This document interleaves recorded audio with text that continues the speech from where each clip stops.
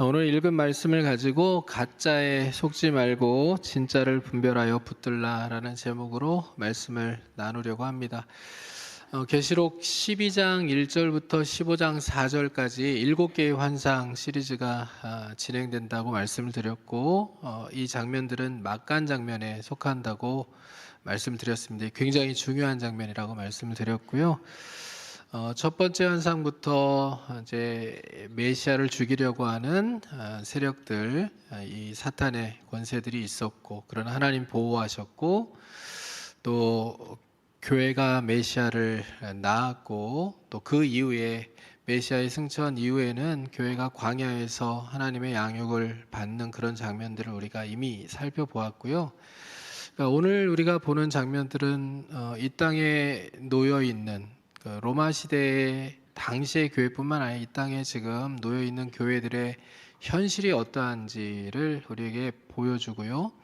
우리가 믿음을 가지고 이 땅을 어떻게 살아가야 하는지 우리에게 가르쳐주는 환상이라고 이해하시면 되겠습니다. 오늘 우리가 네 번째 환상을 살펴보게 될 텐데요. 우리가 지금 살아가는 이 시대를 가짜가 넘쳐나는 세상이라고 이렇게 진단할 수 있겠죠. 제가 언젠가 텔레비전 프로그램을 보는데 이 소비자 고발 프로그램, 사기 사건과 관련된 프로그램이었거든요. 거기에 그 사과 모양을 가진 회사 있잖아요. 예, 그 회사에서 이렇게 귀에 꽂는 이어폰 말고 헤드셋을 이제 만들어요. 굉장히 고가의 헤드셋인데 그 헤드셋을 이제 반값에 소비자들이 산 거예요. 얼마나 감사한 일입니까? 비싼 헤드셋을 제가 알아보니까 한 70만 원이 넘어가는 헤드셋인데 그것을 이제 반값에 산 거예요. 그러니까 샀을 때는 되게 좋아했겠죠. 그런데 제가 이 프로그램이 무슨 프로그램이라고 말씀드렸습니까? 사기 사건, 소비자 고발 사건이라고 말씀드렸잖아요. 사가지고 박스로 포장된 것과 안에 담겨 있는 내용물들을 보니까 다 너무 진짜 같은 거예요. 기계랑 연결을 했는데 음질도 너무 비슷한 거예요. 얼마나 좋았겠어요. 이것저것 이제 기능이 되는지 다 확인을 해봤겠죠. 웬만한 건 다 되는데 그 기계의 아주 핵심적인 기능 하나가 안 됐어요. 그게 뭐냐면 사과 모양 회사의 기계들끼리 이제 휴대폰, 또 태블릿, 또 PC, 그래서 어느 기계에서 볼륨을 높여가지고 영상을 이제 재생하든지 간에 또 소리를 재생하든지 간에 이게 자동으로 전환되는 헤드셋이거든요. 그러니까 휴대폰에서 영상을 보다가 휴대폰을 이제 안 쓰고 옆에 컴퓨터에서 영상을 재생하거나 음악을 재생하면 이게 자동으로 이렇게 연결되는, 자동으로 이렇게 전환이 되는 그 핵심 기능이 안 되는 거예요. 이것저것 시도를 해보는데 소비자가 해보는데 안 돼가지고 이걸 가지고 어디를 갔을까요? 예, 서비스 센터를 갔죠. 고장이 난 줄 알고 박스채 그대로 들고서 서비스 센터를 간 거예요. 서비스 센터를 갔더니 서비스 센터에서 박스를 이렇게 확인해 보고 시리얼 넘버를 조회를 해보는데 그게 그 회사에서 사용하는 시리얼 넘버 방식이에요. 그대로예요. 그러니까 회사에서 일단 접수를 받아주고 그 서비스 센터에서 접수를 받아주고 그 다음에 기계를 이렇게 저렇게 보는데 겉모양이 완전히 똑같아요. 이것저것 해보니까 다 똑같아요. 그래서 이 엔지니어가 잠깐만 기다려 달라고 하고서 이제 기계를 가지고 수리를 하러 들어간 거예요. 들어가서 이걸 다 뜯어보니까 그 기능을 담당하는 부품이 없다는 걸 확인하게 되었어요. 그리고 나서 내린 결론이 이거는 가짜입니다. 굉장히 비슷하게 만들어졌지만 가짜입니다. 이건 자기네 회사에서도 정식적으로 이 사건 한번 조사해야 될 만큼 너무 비슷하게 만들어진 진짜 같은 가짜입니다. 이거 진단하는데 얼마나 걸렸을까요? 전문가가 딱 보고 이거 가짜예요라고 얘기하는데 뭐 몇십 초면 되는, 그거는 이제 가짜인 게 금방 티가 나는 가짜겠지만, 이 제품을 전문가가 가져가서 다 뜯어가지고 확인하고 막 이러는 데까지 30분이 걸렸어요. 그러니까 진짜 같은 가짜, 너무 진짜 같은 가짜가 딱 등장을 한 거잖아요. 근데 보니까 중국에서는 가짜를 진짜처럼 너무나도 잘 만들어낸다면서요. 이 고기도 가짜 고기를 어떻게 진짜처럼 보이게 만들어서 팔고, 또 달걀도 그렇게 만들어서 팔고, 너무너무 신기하잖아요. 겉으로 보면 진짜 같은데, 근데 계란을 깨면 계란이 아닌 그런 걸 만들어 판대요. 진짜 같은 가짜가 너무나도 많은 세상을 우리가 살아가고 있는 거죠. 다만 물건에 한정되는 것이 또 아니에요. 세상에 얼마나 많은 가짜 뉴스가 존재합니까? 얼마나 많은 과장된 정보, 또 잘못된 정보들이 세상에 존재합니까? 또 누군가의 이익을 위해서 만들어진 거짓된 또 주장들이 사회를 얼마나 많이 분열시키고 있습니까? 또 사회 갈등을 조장하면서 얼마나 많은 사회적 비용을 치르게 하고 있습니까? 그러니까 무엇이 진실이고 무엇이 거짓인지를 구별하기가 어려운 시대를 우리가 살아가고 있지만, 우리가 예수 믿는 사람으로서 이 분별력이라는 것을 소위 말하면 장착하고 삶을 살아가는 것, 말씀이 기준이 되어서 이 말씀을 가지고 세상의 모든 것들을 바라보면서 무엇이 진짜인지 무엇이 가짜인지를 분별하며 살아가는 것, 이것은 우리에게 굉장히 중요한 일이라고 생각이 됩니다. 사실 일어나고 있는 현상들 그 배후에는 영적인 싸움이 존재하고 있다는 것을 우리가 간과해서는 안 돼요. 사탄이 하와를 유혹해서 인간을 타락의 과정으로 몰아넣은 이유로는 하나님의 나라와 사탄의 세력 사이에서 끊임없는 영적인 전쟁이 지금 이어져 가고 있다는 것을 우리가 잊어버리면 안 된다는 거죠. 여러분, 사탄이 별명이 무엇입니까? 사탄의 정체가 뭐예요? 사탄은 거짓이 그 속성입니다. 사기꾼이에요. 거짓말장애입니다. 속이는 거예요. 사람을 미혹하여 속이는 겁니다. 그래서 이 세상에 왜 그렇게 많은 거짓이 존재하느냐? 왜 그렇게 많은 사람들이 다른 사람을 속여서까지라도 자기의 이익을 취하려고 노력하느냐? 그 배후에 누가 있기 때문에요? 거짓의 아비인 사탄이 역사하고 있기 때문에 그렇습니다. 사탄을 향하여서 우리가 공중의 권세 잡은 자라고 얘기하잖아요.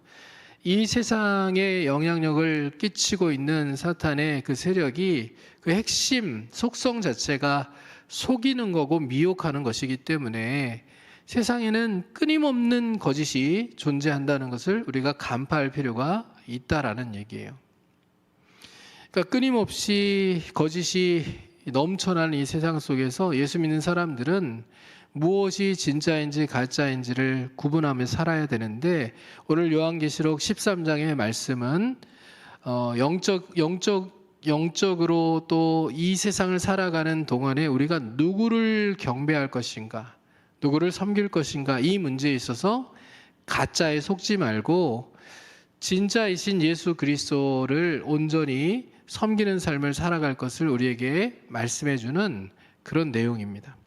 그래서 오늘 우리가 말씀의 핵심 부분을 먼저 얘기했기 때문에 가짜에 속지 말고, 가짜는 사탄과 사탄의 세력들이고 진짜를 분별하여, 진짜는 우리의 유일한 구원자이시자 우리에게 영원한 생명을 주시는 예수 그리스도 한 분임을 기억하면서 진짜를 붙드는 것, 이것과 관계된 내용들을 좀 깊이 있게 살펴가면서 은혜를 누리는 시간이 될 수 있기를 소망합니다.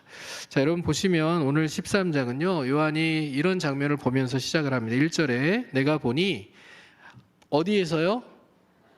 바다에서 한 짐승이 나오는데 여기 바다라는 게 되게 중요해요. 그래서 여러분 이렇게 줄을 치실 수 있으면 바다에서라는 밑줄을 한번 쳐 두시고 거기다가 뭐라고 쓰시냐면 혼돈과 악의 세력의 본부 이렇게 써놓으시면 돼요.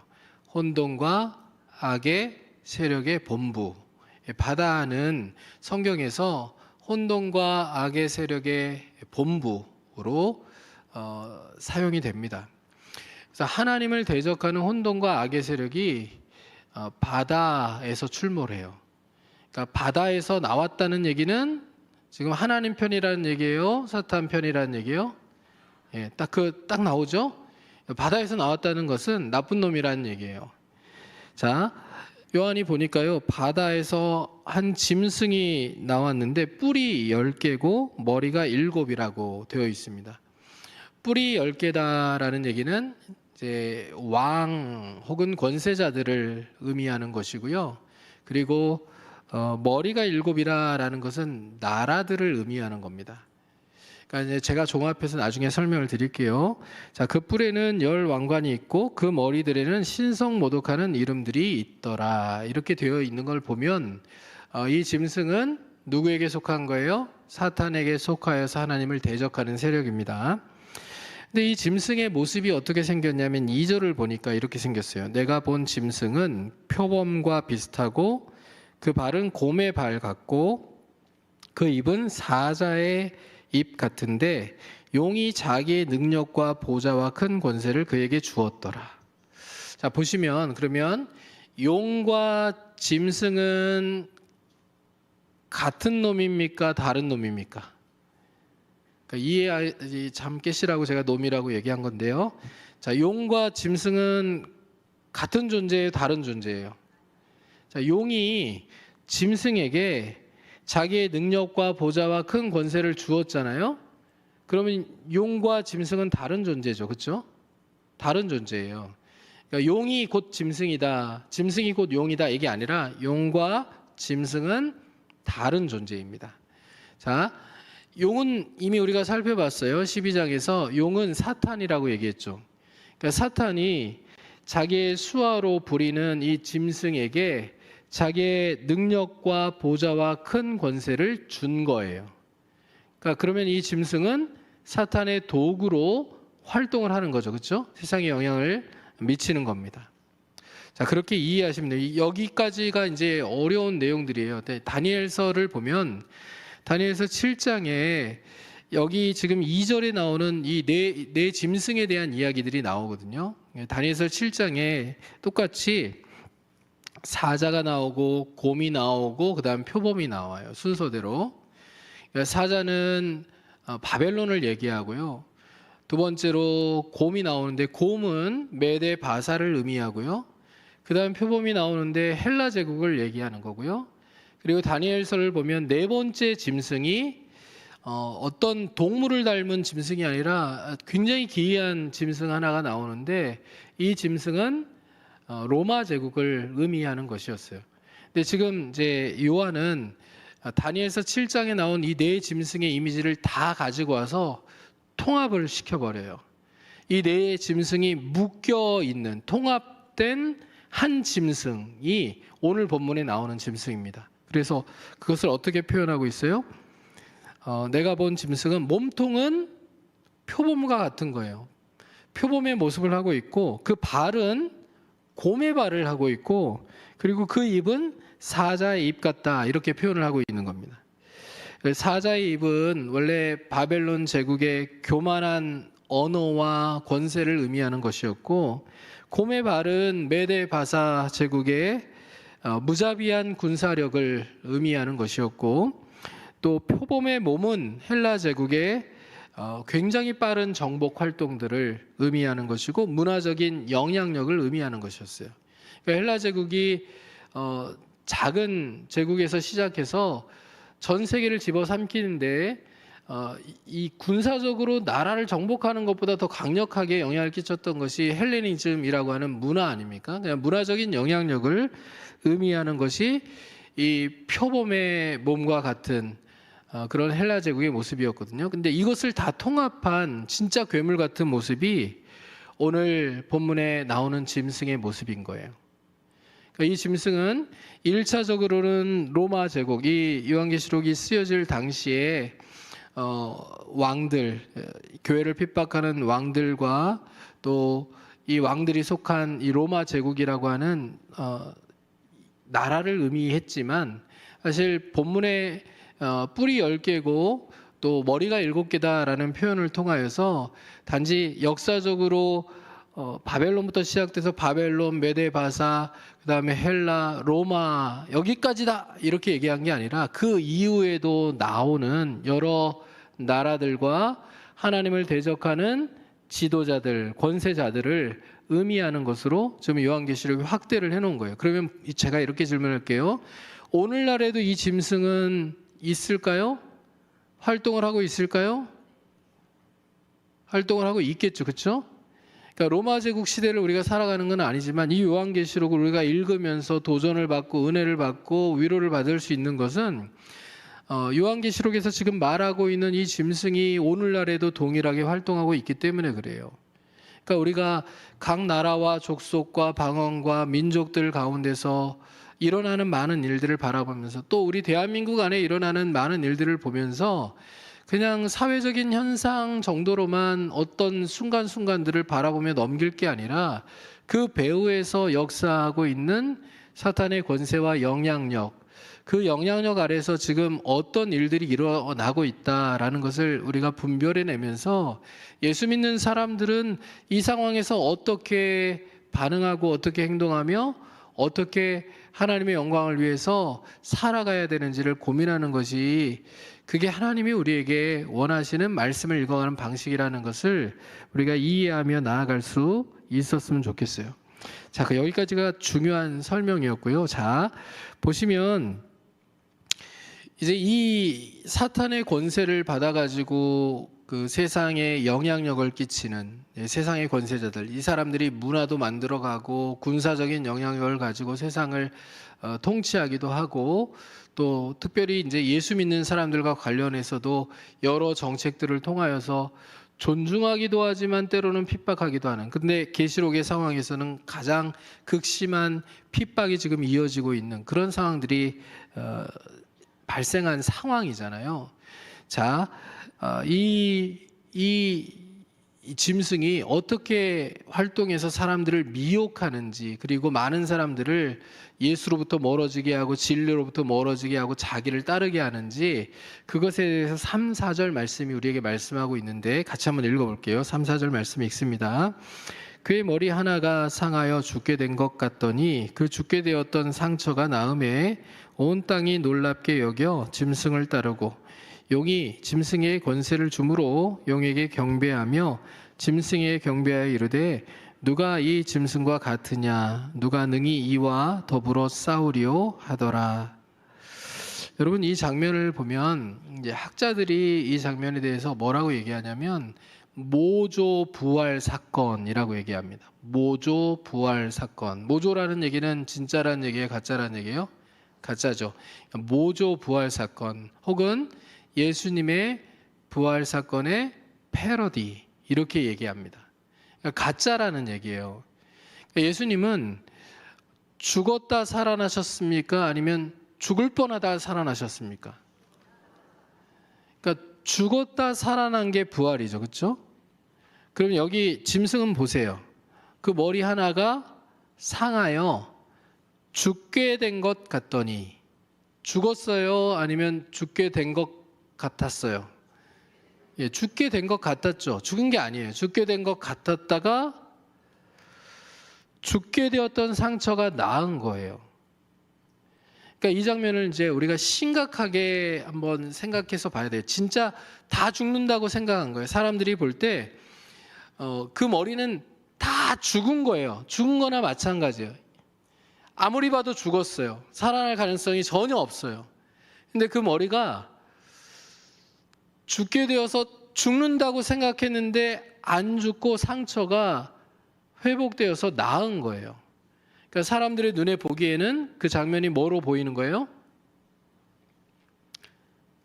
부활처럼 보이는 거예요. 다 죽었는데, 죽어야 마땅한데 살아났어요. 그러니까 이 장면을 부활처럼 보는 거예요. 그러니까 사탄이 다 죽게 된 것을 살리는, 다시 살아나는 것을 통하여서 이 짐승을 예수 그리스도와 같은 모습으로 사람들에게 보이도록 만든 거예요. 그래서 모조 부활 사건, 예수님의 부활 사건의 패러디. 그 이유를 보면 그 이후에는 이제 또 여기 오늘은 바다에서 짐승이 올라왔지만 또 땅에서 짐승이 올라와서 사탄과 바다에서 올라온 짐승과 땅에서 올라온 짐승이 가짜 삼위일체를 이루거든요. 그러니까 성부, 성자, 성령의 진짜 삼위일체를 흉내내는 이 삼위일체의 패러디가 또 다음 주에는 이어져 가게 될 거거든요. 그러니까 사탄은 모방해요. 흉내를 내요. 그러나 진짜가 아니라 가짜예요. 이 가짜 기적을 통하여서, 가짜 부활을 통하여서 사탄이 경배를 받습니다. 사람들이 보기에는 다 죽었던 것이 놀랍게 신비롭게 회복되는 모습들을 바라보면서 그게 놀라워서 사탄에게 경배하고, 용에게 경배한다고 표현되어 있죠. 용에게 경배하고 또 용이 권세를 주었던 이 짐승에게도 경배하는 장면이 오늘 본문에 나오는 거예요.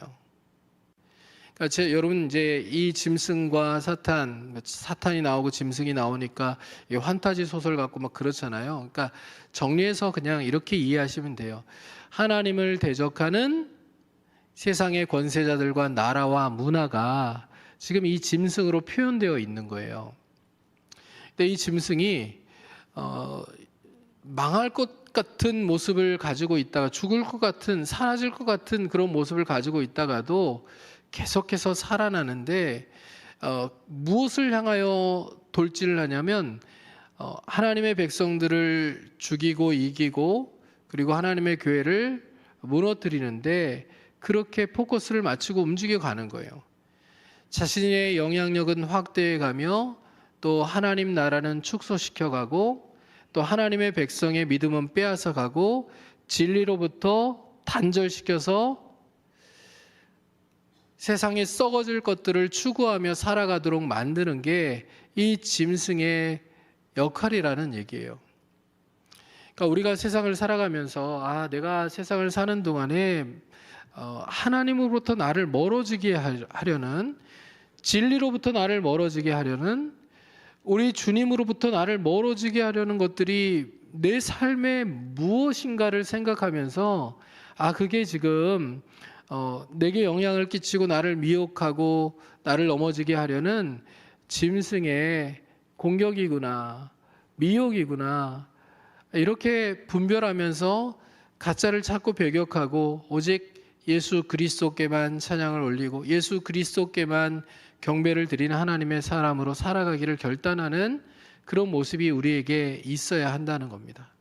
자, 사람들이 미혹되어서 어떻게 합니까? 4절을 보면 용이 짐승의 권세를 주므로 용에게 경배하며 짐승에게 경배하여 이르되 누가 이 짐승과 같으냐, 누가 능히 이와 더불어 싸우리요, 이렇게 얘기하잖아요. 여러분, 누가 이 짐승과 같으냐 어디서 많이 들어보셨죠? 원래 누가 이 짐승과 같으냐, 누가 능히 이와 더불어 싸우리요, 이 구절은요 하나님께 드려지는 찬송의 고백이에요. 경배의 고백입니다. 그러니까 출애굽기에 이스라엘 백성들이 하나님이 10가지 재앙을 애굽에 퍼부으셔서 애굽이 그야말로 폭망하게 하시고, 그리고 홍해를 가르셔서 이스라엘 백성을 마른 땅으로 건너가게 하신 다음에 하나님을 찬양할 때 이렇게 찬양했어요. 누가 여호와와 같으리요?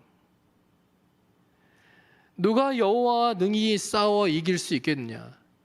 이스라엘 백성들이 하나님이 주신 승리와 하나님이 주신 놀라운 은혜, 베풀어 주신 기적들을 생각할 때 하나님을 찬양했던 찬양의 고백이고 경배의 고백이에요. 근데 이 고백들이 성경에 굉장히 많이 나와요. 시편에도 곳곳에 하나님을 찬양하며 경배하는 이 고백이 나오고요. 미가서와 예레미야서에도 동일하게 누가 여호와와 같으리요, 누가 능히 여호와와 싸워 이길 수 있겠는가? 이 고백들이 지속적으로 나온다고요. 그러니까 원래 하나님께서 받으셔야 되는 그런 찬양의 고백이고 또 경배의 고백인데 그걸 누가 지금 가로채고 있는 거예요? 사탄이, 그리고 모조 부활 사건을 통하여 짐승이 그 영광을 가로챈다는 거예요. 사람들은요, 당장 눈에 보이는 것을 바라보면서 눈에 보이는 것을 쫓아가요. 자, 보세요.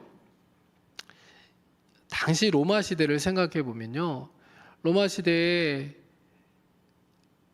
그리스도인들은 예수님이 신이라고 믿잖아요. 예수님이 부활하신, 그리고 지금도 살아 역사하시는 그런 하나님이시라고 믿고 섬기며 살아가잖아요. 근데 그들의 인생은 어때요? 삶의 현실 자체가 먹고 살아가는 문제도 해결하기가 어려워요. 예수 믿는다는 이유로 핍박을 받아요. 오늘 내 옆에서 같이 예배를 드렸던 사람이 내일은 안 보일 수 있어요. 어디 여행 간 게 아니라 로마 군인에게 붙잡혀 가서 원형 경기장에 서야 되는 그런 상황 가운데 놓일 수 있는 것이 그들의 현실이었어요. 화형에 처해질 수도 있고 칼에 베일 수도 있고 언제 죽음을 맞을지 모르는, 주님은 살아계시고 주님이 지금도 함께 하시고 주님이 역사하신다고 믿고 살아가는 그리스도인들의 현실은 믿지 않는 사람들이 볼 때 최악이에요. 바보 같아요. 안 믿는다고 하면 풀려날 수 있고 살아날 수 있는 그런 상황 가운데서도 믿음을 지키려다가 그렇게 죽어나가는 사람들을 보면 이해가 되지 않고, 또 그런 그리스도인들이 믿는 신이라고 하는 예수 그리스도가 진짜 신이라고 인정할 수 없는 현실인 거예요. 근데 사람들의 눈에 보기에는 온갖 나쁜 짓을 하고 향락을 즐기며 자기 이익을 위하여 사람들에게서 많은 세금을 갈취해 내며 그렇게 죄악된 모습으로 풍요롭게 살아가는 로마 황제나 권력자들을 바라보면 그들은 승승장구하는 거잖아요. 그들이 자기의 생명을 주장하는 것처럼 보이잖아요. 그들이 자신에게 어떤 권한을 주고 또 은혜를 베풀면 자신들의 인생도 오늘 역전이 될 수 있다고 생각될 수 있을 만큼 힘과 권력이 있잖아요. 그러니까 세상 사람들이 바라볼 때는 로마의 황제가 신이죠. 모든 것을 할 수 있는, 어떤 사람의 생명을 오늘 당장 지금 당장 주장할 수 있는 로마 황제가 신이죠. 눈에 보이지도 않는, 그리고 자기 백성을 지금 도와주지도 않고 있는 예수 그리스도가 신이라고 보기가 어렵잖아요. 그러니까 이 가짜 부활 사건을 통하여 사람들에게서 온갖 마음을 빼앗아가는 그런 사탄의 전략은 눈에 보이는 것을 통하여 역사하는 거예요. 근데 우리 주님은 부활 승천하셔서 하나님 우편에 앉아 계시니 눈에 보이지도 않고요. 우리 하나님은 영이시니 눈으로 볼 수 없잖아요. 하나님이 행하시는 일은 온 세상의 주권을 가지고 계신다고 하지만, 그러나 하나님이 행하시는 일은 신묘막측하여 우리가 다 헤아리기가 어렵거든요. 고난의 과정과 고난의 터널을 왜 하나님이 통과하게 하시는지 우리가 이해할 수가 없잖아요. 지나봐야 알게 되는 것들이 있다고요. 다 지나봐야 깨닫게 되는 것들이 있다고요. 그러니 세상 사람들이 볼 때는 하나님을 믿는, 주님을 섬기며 살아가는 것이 어리석어 보이고, 지금 신과 같은 존재가 되어 있는 로마 황제가 뭐 숭배를 하라 그러든 황제의 신상을 세워놓고 거기에 절하라고 하든 거기에 순응하며 살아가는 게 지혜로운 인생이라고 생각되는 거죠. 절하는 거예요. 엎드려 절하고 경배하고 찬양하는 겁니다. 이 짐승과 같은 존재가 또 있겠느냐? 누가 이 짐승과 싸워서 능히 이기리요? 이렇게 마땅히 하나님께 돌려져야 될 찬양이 지금 짐승에게 돌려져서 향하고 있는 거예요. 여러분, 사람들은 눈에 보이는 것에 반응하며 살아갑니다. 근데 우리는 어떠한지 한번 생각해 보세요. 왜 계시록을 통하여서 이 장면을 요한이 썼을까? 그리고 하나님은 왜 이 장면을 보여주셨을까? 우리가 생각해 볼 필요가 있잖아요. 당시 그리스도인의 입장에서 한번 생각해 봅시다. 그리스도인의 입장에서 삶을 살아가는데 여러분, 예수를 믿는 게 너무나도 힘들어요. 어려워요. 예수를 믿으려면 생명을 걸어야 되는 상황이기 때문에 이게 쉽지 않은 거예요. 믿음이 흔들릴 만한 요소가 하루에도 수도 없이 많았을 거 아닙니까? 믿음을 버리면 내 삶이 조금 나아질 수 있고요. 장사도 할 수 있고요. 돈도 많이 벌 수 있고요. 믿음을 버리면 날마다 오늘 내 생명이 떨어질지 그렇지 않을지 걱정하지 않고 살아도 되잖아요. 근데 믿음을 붙드는 삶을 선택함과 동시에 현실은 최악이 될 수 있는 그런 상황에서 얼마나 마음이 흔들렸겠어요. 지금 요한은 이 말씀을 통해서 가짜에 속지 말라고 얘기하는 거예요. 그래봐야 가짜다.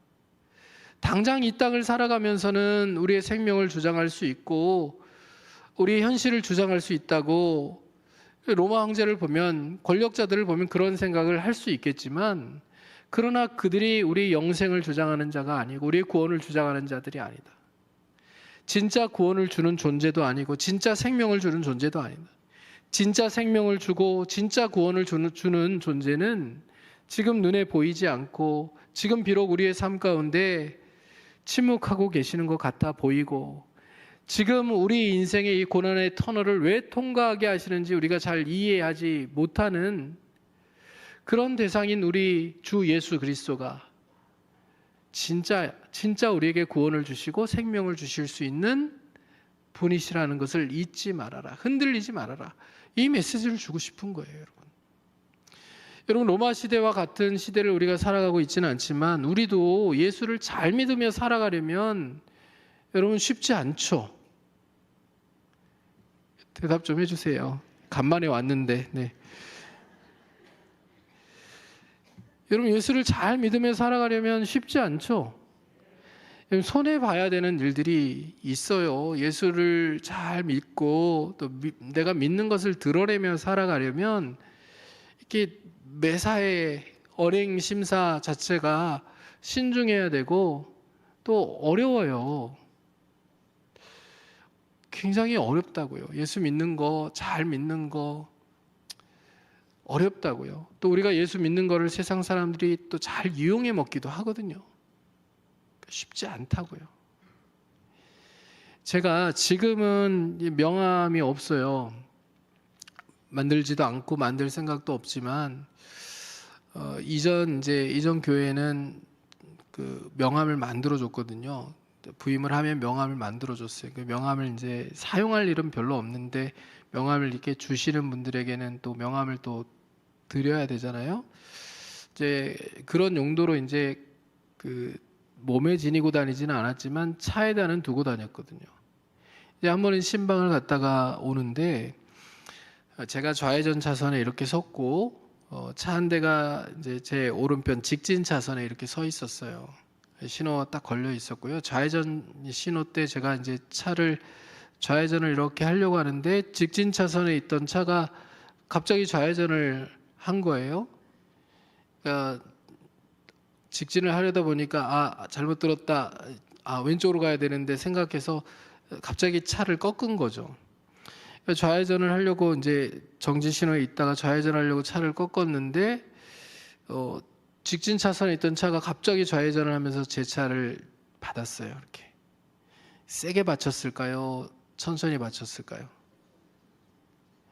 이게 이제 상황을 설정해 보면 세게 받치지 않았다는 걸 금방 알거든요. 왜냐하면 멈춰 있던 상태에서 이제 신호를 받아가지고 막 이제 출발하는 상황에 이 차도 이렇게 돌다가 받은 거니까 세게 받치지 않았어요. 살짝 접촉사고가 난 거예요. 제가 저도 내리고 그분도 이제 놀래서 내리는데 뒷목을 잡고 내렸을까요? 그냥 내렸어요. 왜냐면 어디 이렇게 충격이 하나도 없었어요. 그냥 부딪혔는지 안 부딪혔는지 잘 모르겠을 정도인데 뭔가 느낌이 이상해서 이제 차를 세운 거고요. 세웠더니 살짝 이렇게 닿았어요. 차가 살짝 긁혔는데 뭐 괜찮은 정도고 뭐 차는 충격이 전혀 없었기 때문에 제가 뒷목을 잡고 내릴 일은 없었던 거죠. 내렸어요. 이렇게 내렸는데 그분이 얘기하시더라고요. 보험 처리를 할 테니까 보험으로 이렇게 처리하시고 아프시면 병원 가서 치료 받으세요라고 얘기를 하고 명함을 주시더라고요. 보통 이제 연락처를 적어 주시는데 명함을 주셨어요. 그래서 제가 명함을 받았으니까 평소에 안 써먹던 명함을 써먹어야 되잖아요. 그래서 차를 뒤져가지고 제가 명함을 한 장을 드렸어요. 이렇게 명함을 드렸더니 명함을 받으신 그분이 얼굴이 밝아지시는 거예요. 여러분 왜 웃으세요? 느낌이 왔어요? 예, 얼굴이 밝아지시는 거예요. 근데 저는 왜 얼굴이 밝아지는지 느낌이 안 왔어요. 그래서 제가 물어봤어요. 아니, 제가 명함을 드렸는데 왜 갑자기 이렇게 얼굴이 웃으시냐고. 그랬더니 이렇게 얘기하는 겁니다. 목사님이시네요. 이 이야기가 뭐냐면 그분이 이제 설명을 하는데 자기가 볼 때 차가 그렇게 심하게 부딪힌 건 아닌 것 같은데 목사님이시기 때문에 안 아픈데 병원에 들어가서 누워 계실 것 같지는 않고 또 차 여기 부딪힌 거 요만큼인데 이만큼을 수리할 것 같지도 않고 그래서 안심이 돼서 웃음이 나왔다는 얘기예요. 제가 그 얘기를 듣고 나서 그래도 목사는 정직한 사람이라고 생각해 주는구나 이런 생각이 들기도 했지만 한편으로는요 명함을 괜히 줬다 이 생각이 들기도 하더라고요. 만일에 정말 많이 다쳤더라면 제가 많이 다쳤더라면 이 명함을 준 것 때문에 오히려 치료를 받아도 불편하고 치료를 제대로 받는 건데 과하게 받았다고 오해할 수도 있고 차를 정상적으로 고쳤는데 과하게 고쳤다고 오해받을 수도 있는 상황이 거꾸로 생겨날 수도 있는 거잖아요. 그래서 이게 이 세상에서 보는 예수 믿는 사람들에 대한 생각일 수 있겠고 마음일 수 있겠다라는 것을 배운 적이 있거든요. 그래서 진짜 예수를 잘 믿는다는 거, 내가 목사라는 신분을 드러내며 살아간다는 게 진짜 불편한 일일 수 있겠구나, 세상에서는. 말 한마디, 행동 하나하나가 하나님의 영광과 직결된다고 생각하면 이게 굉장히 신중해야 되고 조심스러워야 되고 때로는 내가 손해를 감수해야 될 수도 있고 때로는 내가 내 이익을 포기하며 또 다른 사람의 유익을 더 세워줘야 될 때가 있고 그렇죠? 그런 상황들이 내 삶에 일어날 수 있겠구나. 여러분 우리 시대도 예수를 잘 믿는 것은 어려워요. 쉽지 않아요. 그런데 그럼에도 불구하고 우리가 우리의 삶을 통하여서 하나님께 마땅히 드려야 될 고백, 우리 주와 같은 분이 누가 있으리요? 누가 능히 우리 주와 싸워 이길 수 있으리요? 우리가 먼저 그것을 믿는 하나님의 사람으로 살아가며 고백하며 또 삶으로 고백하는 그런 인생을 살아갈 수 있게 되기를 주님의 이름으로 축복합니다. 그렇게 살아가면요 우리가 손해보고 질 수 있습니다. 이제 그 다음 구절이 그 얘기를 하는 거거든요. 여러분 보세요. 6절부터 한번 보면요 짐승이 입을 벌려 하나님을 향하여 비방하되 그의 이름과 그의 장막 곧 하늘에 사는 자들을 비방하더라. 겁도 없죠. 7절 또 권세를 받아 성도들과 싸워 이기게 되고 기분 나쁘죠? 각 족속과 백성과 방언과 나라를 다스리는 권세를 받으니 이게 이 짐승이 이겨요. 성도들이 지는 것처럼 보여요. 로마 시대에 더 분명하게 보였겠잖아요.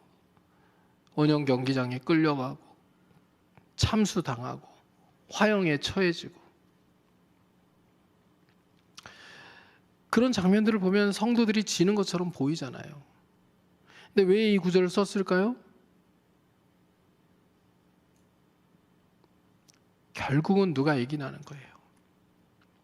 성도들이 지는 것처럼 보이고요. 짐승이 이기는 것처럼 보이고 짐승을 따르는 사람들이 이기는 것처럼 보이지만 이들은 가짜예요. 가짜에 속한 사람들은 같이 멸망하게 될 거예요. 그 얘기가 8절 말씀에 기록되어 있어요. 죽임을 당한 어린 양의 생명책의 창세 이후로 이름이 기록되지 못하고 이 땅에 사는 자들은 다 그 짐승에게 경배하리라. 이 땅에 사는 자들이라는 표현은 계시록의 전문 용어예요. 그러니까 이 땅에 사는 자들은 우리까지 포함되는 게 아니라요. 이 짐승에게 속하여 경배하며 살아가는 사람들이에요. 우리는 이 땅을 밟고 살지만 하늘에 속한 자들이에요. 그러니까 이 땅에 사는 자들은 짐승을 따르고 짐승에 경배하는 자들인데 이들은 어린 양의 생명책에 이름이 기록되지 않은 사람들이에요. 그러니까 이 사람들은 결국 망한다는 얘기예요. 어린 양의 생명책에 기록되지 않으면 영원한 멸망이거든요.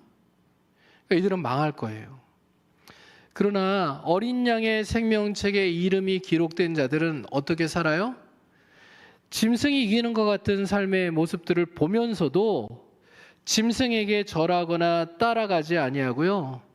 오직 진짜이신 어린 양 예수 그리스도에게만 찬양을 돌리고 경배하는 자들로 살아가요. 비록 끌려간다고 할지라도, 비록 칼에 맞아 죽는다고 할지라도 인내와 믿음을 가지고 끝까지 주님을 따른다는 얘기예요. 10절의 말씀을 한번 보시죠. 10절 말씀, 사로잡힐 자는 사로잡혀 갈 것이요 칼에 죽을 자는 마땅히 칼에 죽을 것이니 성도들의 인내와 믿음이 여기 있느니라. 아멘입니까? 여러분, 어린 양의 생명책에 이름이 기록되셨나요? 왜 이렇게 자신이 없으세요? 여러분, 예수님 믿으시나요? 예수님이 여러분을 위하여 십자가에 달려 죽으시고 십자가에 흘리신 피로 여러분을 구원하셨음을 믿으십니까? 주님이 여러분과 함께 하심을 믿으세요? 고난의 어려운 시간들을 지나가고 있다고 할지라도 비록 주님이 느껴지지 않고 보이지 않고 기도의 응답이 더딘 것 같은 상황 가운데서도 주님이 여러분과 함께 하심을 믿으십니까? 여러분, 어린 양의 생명책에 이름이 기록된 자들이에요. 좀 확신 있게 얘기해 볼까요? 가슴에 한번 손을 얹고 이렇게 얘기해 봅시다. 나는 어린 양의 생명책에 이름이 기록된 대단한 존재다. 아멘입니까? 이거 굉장히 중요한 확신이에요.